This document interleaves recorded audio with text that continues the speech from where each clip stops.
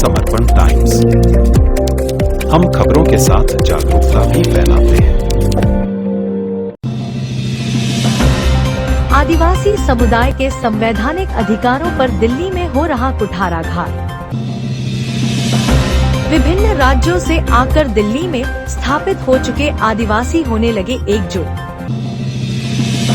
दिल्ली सरकार से अनुसूचित जनजाति सूची प्रकाशित करने की मांग।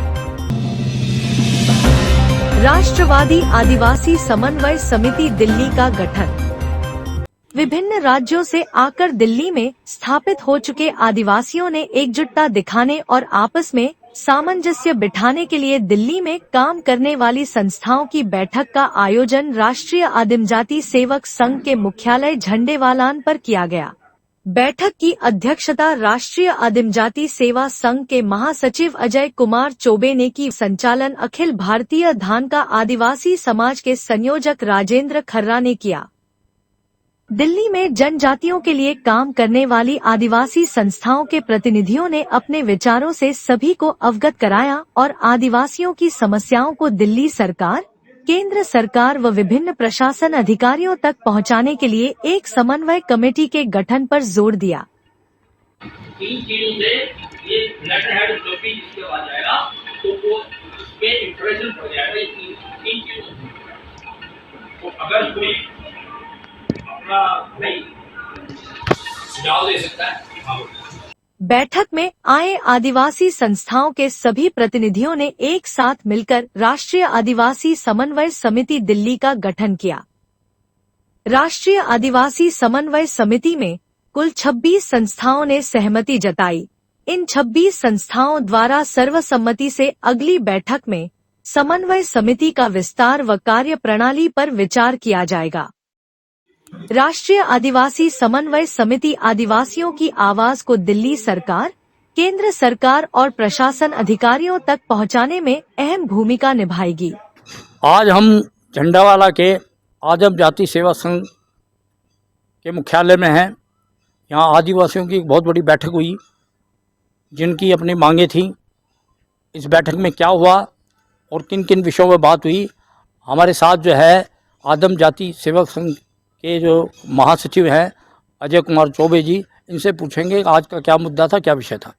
आज का दिन एक ऐतिहासिक दिन है जिसमें आज दिल्ली के सभी आदिवासी समाज के और आदिवासी संस्थाओं के लोग इकट्ठा हुए और उन्होंने पूरे जनजाति जो दिल्ली में जो जनजातियां हैं उनके लिए अभी तक कोई आरक्षण नहीं है।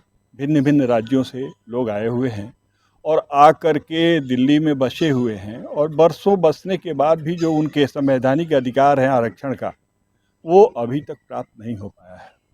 आज दिल्ली में जनजातियों का दर्जा मिले, उनका नोटिफिकेशन हो, इसके लिए आज एक पूरी सभा बैठी थी, पूरी कमेटी बैठी थी और जिसमें उन्होंने बहुत ही महत्वपूर्ण निर्णय लिए। सबसे पहले तो एक समिति का गठन किया गया जिसका नाम राष्ट्रीय आदिवासी समन्वय समिति दिल्ली रखा गया। समिति का मुख्यतः उद्देश्य था कि जो देश के सुदूर क्षेत्रों से आए हुए जो लोग हैं और आकर के दिल्ली के निवासी बन गए हैं, दिल्ली के अस्थायित्व यहाँ आवासित हो गए हैं, उन्हें जनजाति का दर्जा मिलना चाहिए क्योंकि राज्य में उनका दर्जा था।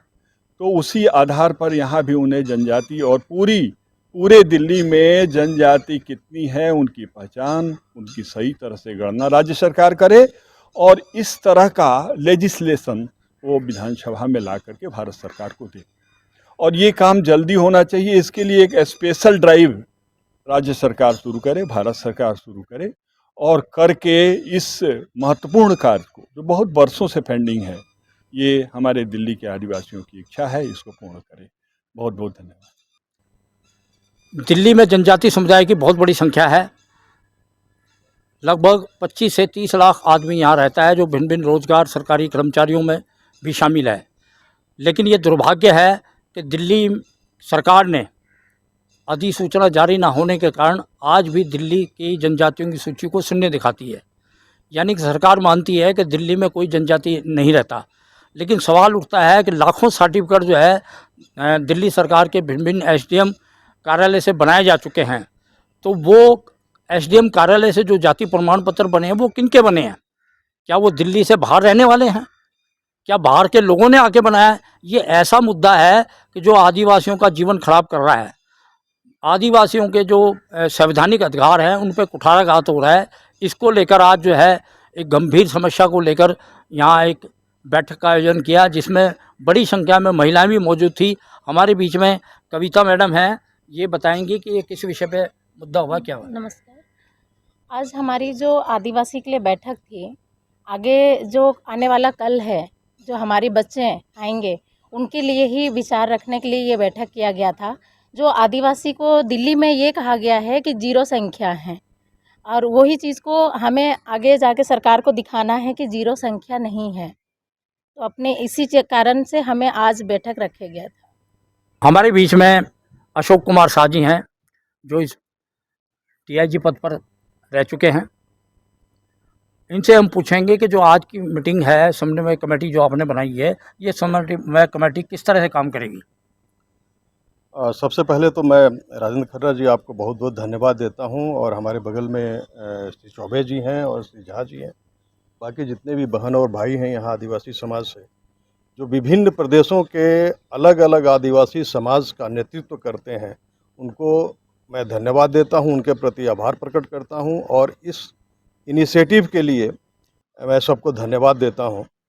बेसिकली दिल्ली में जब से दिल्ली राज्य की स्थापना हुई है, तब से हमें सबऑर्डिनेट सर्विसेज में, दिल्ली सरकार के कॉलेजेस में, दिल्ली सरकार के यूनिवर्सिटीज़ में, दिल्ली सरकार के स्कूल्स में, सब जगह हमें भारत सरकार ने जिस तरह से 7.5% आरक्षण दिया है, उसी तरह से दिल्ली सरकार की तरफ से हमें आरक्षण मिलते आ रहा है।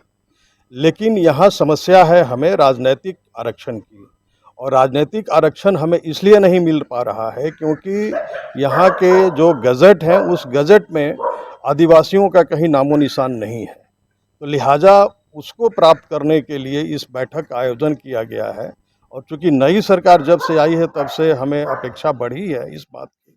मांग हमारी बहुत पुरानी है, जब से राज्य बना है तब से हमारी मांग है, लेकिन राजनीतिक आरक्षण हमें अभी तक नहीं मिला है।